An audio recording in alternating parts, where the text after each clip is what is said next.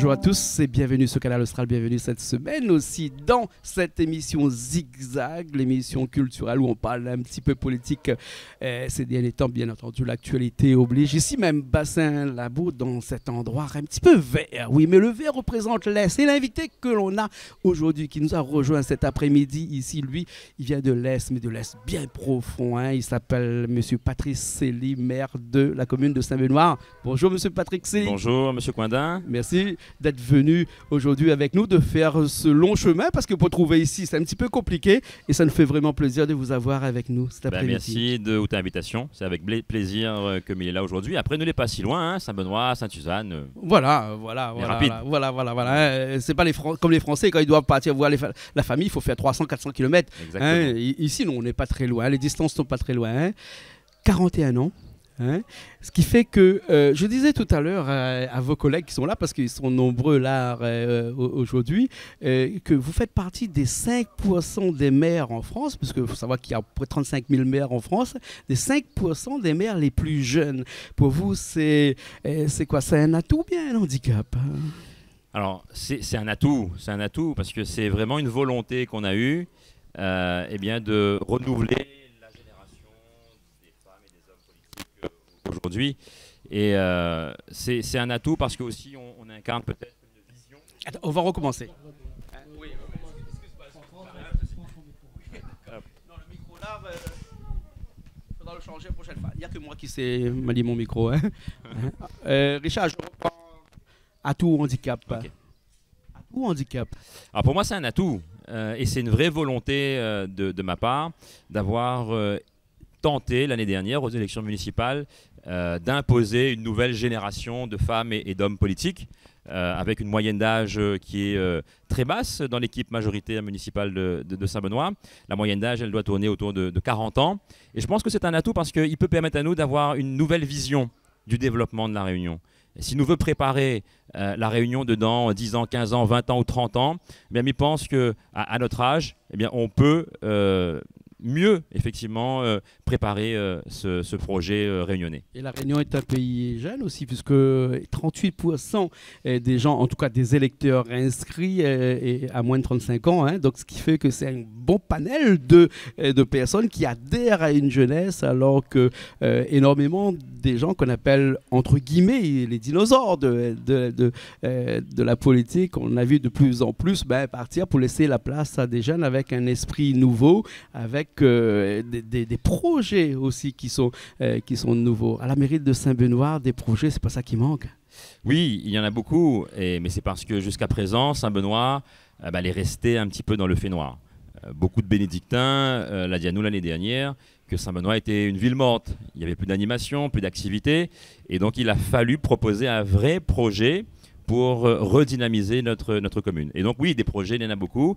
Des projets pour relancer l'activité économique, pour créer des emplois, des projets pour redynamiser notre centre-ville et donner un nouveau souffle aussi à nos commerçants, un projet aussi pour l'animation, pour la culture, et puis aussi un projet pour l'action sociale. Parce que nous l'a toujours dit, les deux jambes, ils marchent avec. La jambe sociale d'un côté et la jambe économique de l'autre. Donc ça, c'est un peu aussi en lien avec le contexte social de Saint-Benoît. On a une grande partie de la population qui est en souffrance, qui est dans des situations de précarité, et il fallait apporter une réponse à cette population-là. Bien sûr, bien sûr. Il faut savoir aussi que la commune de Saint-Benoît, c'est la deuxième plus grande commune en termes de superficie ici à La Réunion, après Saint-Paul, bien entendu, ce qui laisse quand même un territoire qui part, comme on le dit en bon créole, des bâtons des lames au sommet des montagnes, parce que ça va très loin en haut. Et le tourisme doit jouer un rôle important dans la commune de Saint-Benoît. Saint-Benoît, c'est un territoire de richesse. On a des atouts qu'il faut valoriser aujourd'hui. On a des rivières, on a la mer, évidemment. Vous êtes fait aller en deux rivières, de toute façon. On a au moins trois, on peut dire même trois. On a la rivière des Roches, rivière des Marsouins et rivière de l'Est de l'autre côté vers Sainte-Rose. On a forcément la mer et puis le côté montagne également. Oui. 70% du territoire de Saint-Benoît est en zone rurale, Oui. en zone de montagne. Et je ne me connais pas si vous te connaissez, Monsieur Coindin, mais nous est très étendu, effectivement, et Saint-Benoît va jusqu'au Piton des Neiges. Bien sûr, Et ça, bien très sûr. peu de gens aujourd'hui connaissent ça. 42% du territoire est inscrit au patrimoine mondial de l'UNESCO aussi. Exactement. Hein. Et une bonne partie du territoire également dans le parc Dans national. le parc national, effectivement. Ce qui fait que ça laisse libre cours à beaucoup d'imagination en termes d'exploitation touristique, hein, on veut dire, hein, puisque c'est vraiment le pays vert par excellence. Exactement. Vert, parce que oui, comme vous dites, donc, il y a une grande partie du territoire qui est située donc, dans le parc national, dans les Hauts, et nous on veut valoriser cet atout-là en proposant notamment des activités touristiques autour de l'agritourisme, permettre aux agriculteurs qui sont nombreux sur Saint-Benoît de développer d'autres activités pour avoir d'autres sources de revenus. Donc il y a un vrai potentiel sur lequel nous voulons travailler avec un vrai projet touristique pour faire en sorte que demain, quand les touristes ils viennent à La Réunion, ben, il ne sera plus seulement À Saint-Gilles sur la plage, mais il vient aussi à Saint-Benoît pour profiter à la fois des activités nautiques avec la mer et les rivières et aussi des activités de pleine nature dans les hauts de la commune. Bien sûr, Monsieur Célie, quand on parle d'investissement, des gros investissements comme ça, on parle aussi de fusion entre les communes adjacentes. Je parle par là Saint-André, Salazie, Brapanon, Saint-Benoît, avec une communauté de communes qui est la CIRES. Donc vous êtes le président actuellement. Il faut rappeler un président un peu étonnant parce que c'est un peu bizarre. 3 ans, Monsieur Célie, 3 ans après, Monsieur Joubédier. Actuellement, c'est vous le président et donc les investissements que porte la CIRES portent un petit peu, je suppose, dans toutes les communes, mais c'est vraiment ce qu'il fallait faire pour que les communes de l'Est puissent se développer. En tout cas, ce qu'il faut dire, c'est qu'aujourd'hui, ce territoire Est, cette micro-région Est, elle a été oubliée durant les dernières années. Elle a été... L'Est a toujours été l'enfant pauvre de ce pays, de cette île. De la Réunion en termes de développement, d'aménagement. Et donc aujourd'hui, on veut rattraper ce retard. Et moi, on l'a toujours dit, Saint-Benoît et l'Est ne se contenteront plus des miettes. Et donc il faut aller chercher là où se trouvent les moyens financiers notamment, et ces moyens ils sont à la région, au département. Mais le projet au niveau de l'Est, c'est vraiment de se désenclaver, de s'ouvrir vers les autres micro-régions. On a le nord d'un côté, le sud de l'autre, et puis on a aussi cette micro-région des Hauts, qu'il ne faut pas oublier et qui est vraiment adjacent à notre territoire. Et donc c'est un projet global de développement, d'aménagement. Aujourd'hui, on a du foncier qu'on peut mettre à la disposition des entreprises. Et si nous fait venir des entreprises, c'est demain des centaines, voire des milliers d'emplois que nous pourra créer sur le territoire. Le développement de l'espace, comme vous l'avez dit, par le désenclavement de cette zone. Et ce désenclavement-là passe obligatoirement, on a dit tout à l'heure, par le département et par la région, avec la route des Hauts pour le département, et puis après le Run Rail avec la région. Alors, si on parlait un petit peu de ce Run Rail là, c'est quoi ça? C'est vraiment un grand projet que vous portez à cœur? Oui, parce que me disait tout à l'heure qu'il faut désenclaver notre territoire. Désenclaver notre territoire pour faciliter les déplacements, la mobilité. Il y a près de 60 000 voitures qui quittent l'Est chaque jour pour aller vers Saint-Denis. Et tous les bénédictins ou les habitants de l'Est qui regardent à nous aujourd'hui, ils connaissent ces problèmes d'embouteillage. Donc il faut apporter une vraie solution, et cette solution, elle peut passer par le Run Rail, le train. Donc un tram ou un train qui partirait de Saint-Benoît pour rejoindre le chef-lieu, Saint-Denis. Donc ça, c'est un vrai projet qui doit nous permettre donc, de nous désengorger en termes de circulation, de fluidifier les trafics, et pour permettre demain de donner un nouveau souffle aussi à l'activité économique. Bien sûr, vous êtes président de la CIRES, on le rappelle, 3 ans, même 6 ans, puisque avec Joël Bédier qui va reprendre après en même temps que vous, c'est un petit peu comme on dirait en bon latin, in solidum, donc il n'y a pas de souci là-dessus. C'est des projets qui sont réalisables dans ces 6 ans-là, dans des années qui sont courts quand même. C'est des gros projets. On a vu des projets qui sont énormes, qui ont pris beaucoup de temps. Ces projets de la route des Hauts qu'attendent toutes les gens de l'Est et ce Run Rail, c'est des projets qui sont réalisables ou bien selon encore dans un projet qui restera encore un projet? Alors, en tout cas, au niveau de la CIRES, on a voté cette année, dans le cadre du budget de 2021, un programme d'investissement dans les orientations budgétaires, un programme d'investissement de plus de 100 millions d'euros sur les 6 prochaines années. 100 millions d'euros d'investissement dans des projets concret. Là, ne nous parle pas dans le vide. Là. Moi, je n'aime pas parler dans le vide parce que les 100 millions, c'est pas dans le vide. Parce que les habitants, Oui. cette population, elle attend des projets concrets. Vous êtes les fatigués d'entendre toujours les politiques dire on va faire ci, on va faire ça, mais finalement, rien ne se fait. Donc nous, on a décidé, avec cette nouvelle gouvernance à la CIREST, de mettre en place ce projet, ce programme pluriannuel d'investissement à hauteur de 100 millions d'euros. Donc ça va permettre de transformer véritablement l'image de notre territoire. Et puis, oui, comme vous disiez, il y a des projets qui sont portés aussi par d'autres collectivités, donc la route des Hauts avec le département, d'autres projets aussi avec la région demain et le RUN, rail, ou le tram, oui. ça c'est la région. Et donc tous ces projets-là, amalgamés, mélangés, si vous voulez, eh bien, il doit permettre à notre territoire d'avancer et de rattraper surtout les retards accumulés durant ces dernières années. Bien sûr, beaucoup de projets, mais comme disait quelqu'un que je connais bien, tout est politique dans ce monde-là, hein, tout est politique. Hein, et c'est vrai que pour essayer que ces projets-là puissent aboutir, hein, il faut se raccorder à d'autres réseaux. Hein. Vous êtes, il paraît, ni droite ni gauche, hein, mais vous avez un pouvoir d'adaptation, paraît-il, qui est énorme. Hein. Et si on parlait un petit peu de cette grande arbre que je connais bien, mais qui n'est pas un arbre pour vous, mais qui est tout un parti, hein, qui est le Bagnon. C'est quoi le Bagnon? Alors, avant d'expliquer que c'est le Bagnon, oui. Il faudrait revenir sur ce que vous venez de dire. C'est pas que Mélanie ni de droite ni de gauche. Oui, oui. C'est que moi, fondamentalement, il vient d'une famille de gauche. D'accord.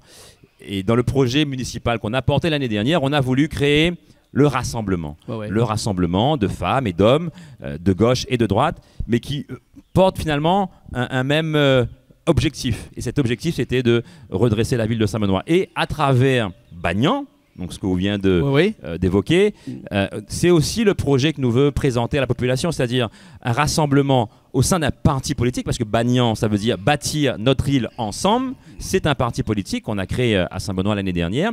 Et ce parti politique-là rassemble des femmes et des hommes qui ont des convictions politiques qui peuvent être des convictions de gauche ou de droite, mais rassemblés autour d'un même projet. Et pour Bagnon, ce projet, c'est une nouvelle société réunionnaise. C'est un jeu de mots, Bagnon, parce qu'on sait que le Bagnon, c'est l'arbre par excellence, celui qui donne énormément de support, qui se tient tout seul, hein, avec toutes ses racines. Hein, et le Bagnon, par son nom même, les Indiens, par exemple, pensent qu'il est immortel. C'est-à-dire, moi, j'ai lu un petit peu sur le Bagnon, hein, et le ficus, parce que c'est un ficus, le Bagnon. Hein, ce ficus-là a beaucoup de sens chez vous, puisque Bagnon, bâtir ensemble notre île. Hein, on voit bâtir notre île ensemble. Bâtir notre île ensemble, avec beaucoup de personnes qui sont à l'intérieur, beaucoup de jeunes aussi, comme on a dit tout à l'heure. Hein, et allons relève l'Est ensemble. Hein, vous l'avez dit, hein, dans la solidarité. Alors on va revenir dans cette solidarité-là, hein, ce qui veut dire que pour vous, le développement de l'Est doit passer obligatoirement par une solidarité entre toutes ces jeunes-là, mais aussi les vieux.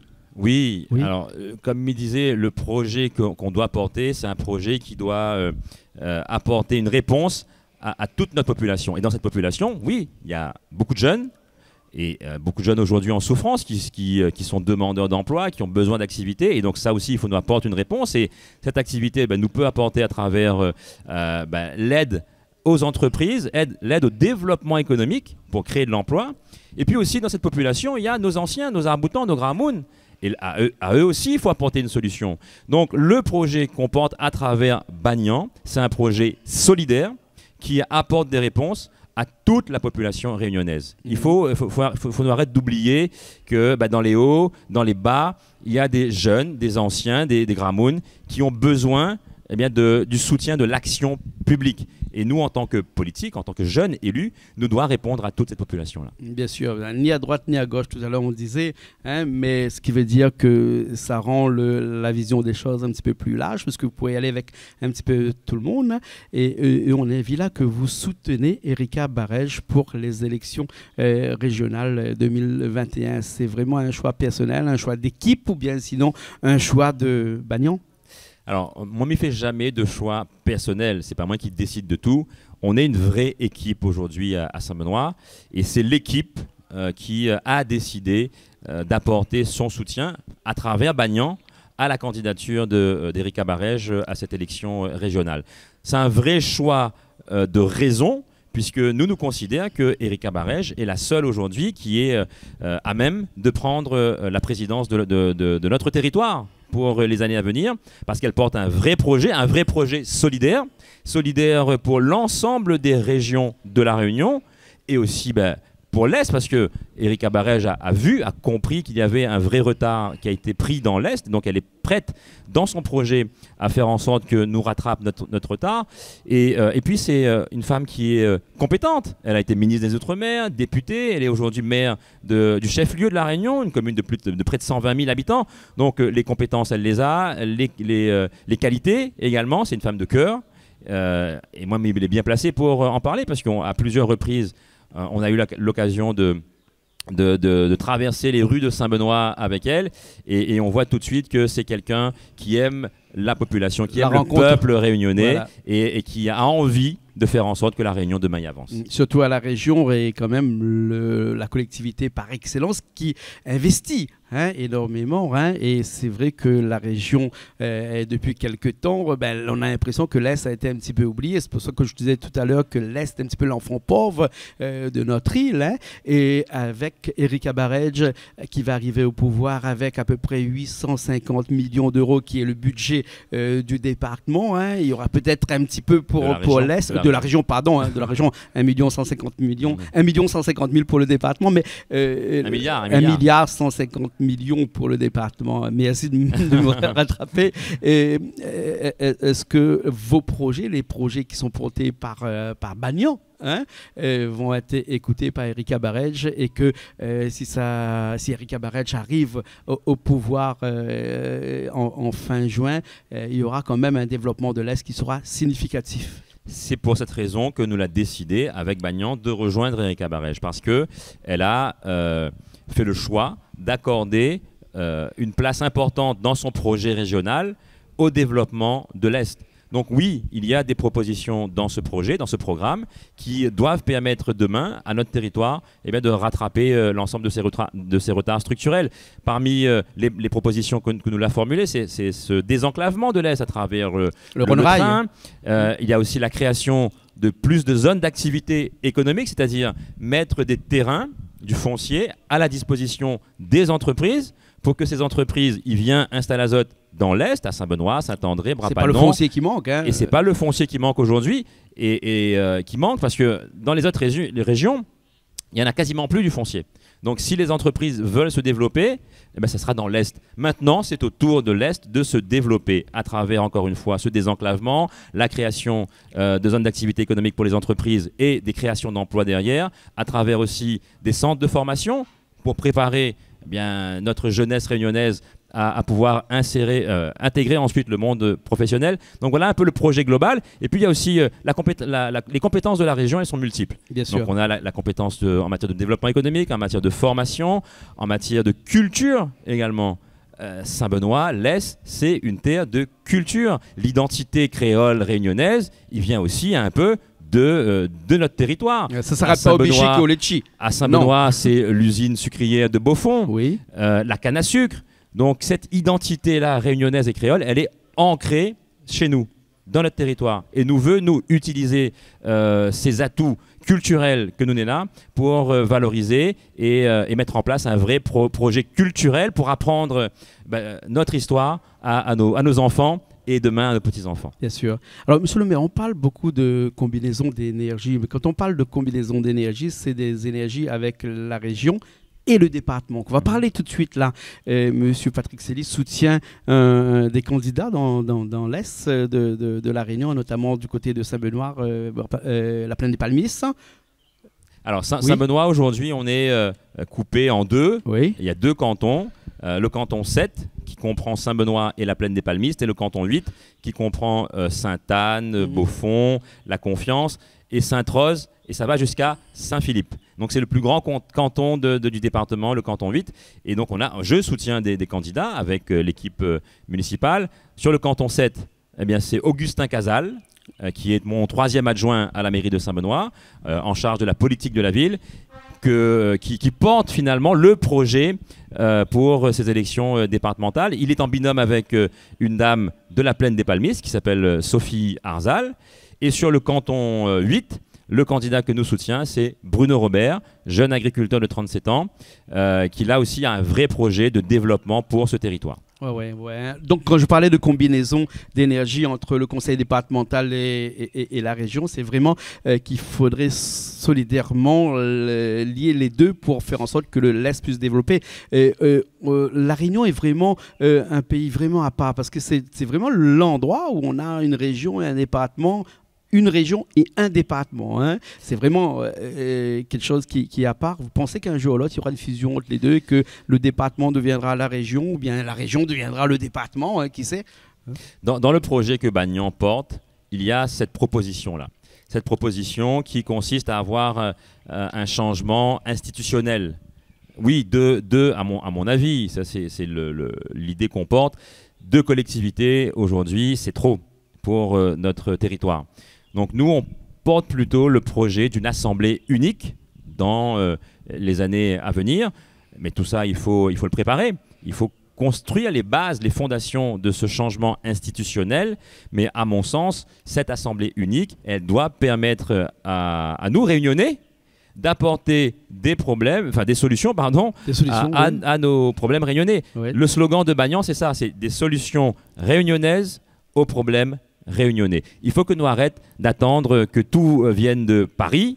Nous les capables aussi, on a des compétences, on a des idées, et nous qui vivons ici sur notre territoire, eh bien, nous sommes les mieux placés pour savoir quelles sont les solutions à apporter à nos problèmes. Bien sûr, parce que si on regarde les compétences de la région, les compétences du département, si on regarde le budget de la région et le budget du département, si on additionne les deux, ça fait un petit peu plus de 2 milliards d'euros, et ces 2 milliards d'euros-là, souvent, se contrarient, parce que, prenons le cas de l'agriculture, par exemple, ou même des routes ou des lycées collèges par exemple où ça se bat, non c'est pas moi c'est l'autre, c'est pas moi c'est l'autre, hein. Donc c'est quand même un vrai problème qu'il faudrait un jour ou l'autre tirer au clair peut-être, et dans le projet Bagnan peut-être que vous l'avez déjà compris et déjà souligné dans ce projet-là. C'est exactement l'idée qu'on porte, et là m'y invite à rejoindre notre parti politique, hein, rejoindre Bagnan, parce que m'y pense que vous n'allez être plutôt d'accord avec ce que nous comme ça le jour me fait politique, il donne moi un coup de pied dans mon derrière. Ah bon, hein, non, parce que depuis tout à l'heure, Julie qui est là-bas comme ça, le joueur il fait ça.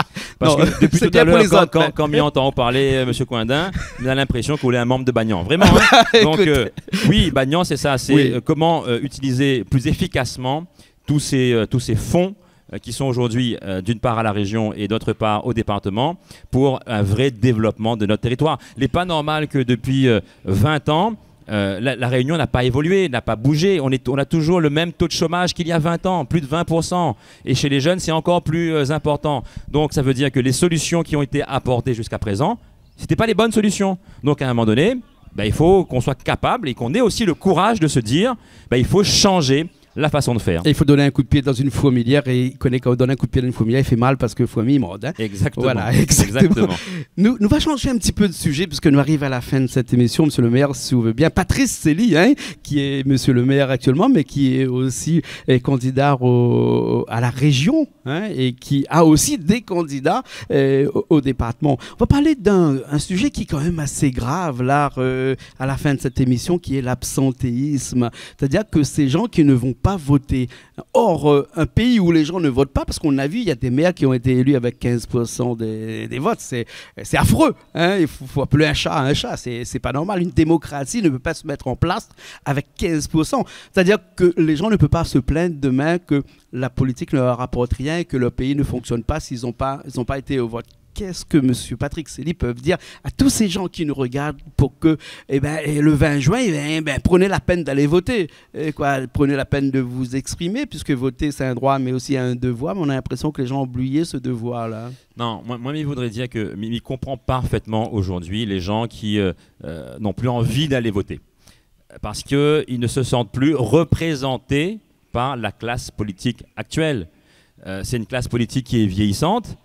Mais il a beaucoup de respect pour les gens d'expérience, les gens qui ont participé aussi à la construction de la Réunion. Mais moi, je pense qu'une des réponses que nous peut apporter à ces électeurs qui ne veulent plus aller voter, c'est ça, c'est une nouvelle génération et que les jeunes se sentent représentés, incarnés.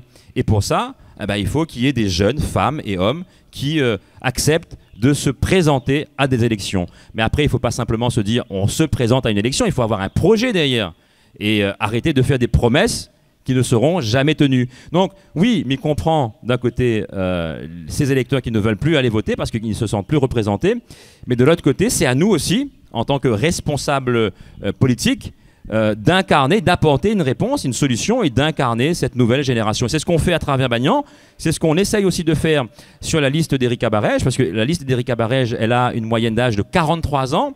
Erika Barège a fait le choix de positionner sur sa liste des femmes et des hommes qui s'engagent pour la première fois en politique. Et donc ça, c'est important. Il faut arrêter, à mon avis, effectivement, avec cette classe politique qui est là depuis des années et des années et des années, qui ressasse finalement les mêmes discours qui ne fonctionnent pas, qui n'apportent pas de solution.